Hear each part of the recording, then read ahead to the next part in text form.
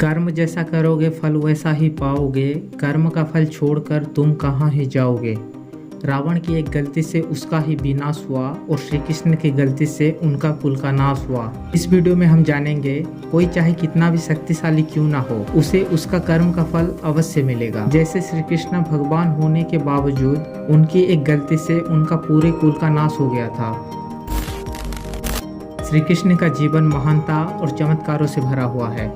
उन्होंने गीता का उपदेश दिया और महाभारत के युद्ध में पांडवों को साथ देकर अधर्म का नाश किया था। लेकिन इस युद्ध के दौरान उन्होंने कुछ ऐसा कार्य किया जिसके वजह से न केवल उन्हें अपना प्राण त्यागना पड़ा, बल्कि अपने कुल का विनाश होते हुए भी देखना पड़ा था।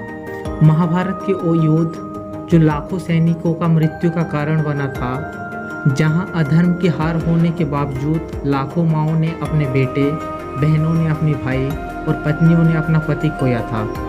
इस युद्ध के खत्म होने के बाद जब धृतराष्ट्र और गांधारी को पता चला कि उनके सारे पुत्रों की मौत हो चुकी है, उनके हृदय में अपार दुख और क्रोध उत्पन्न हुआ।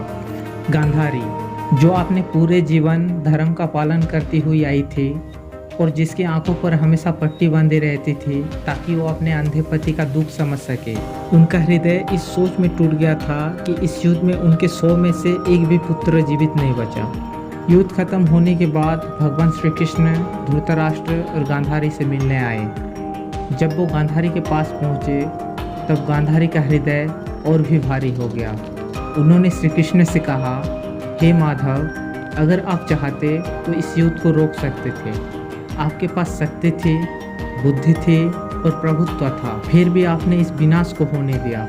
और फिर गांधारी का क्रोध इतना बढ़ गया कि उन्होंने अपने धर्म और शक्ति का उपयोग करके भगवान श्री कृष्ण को श्राप दे दिया।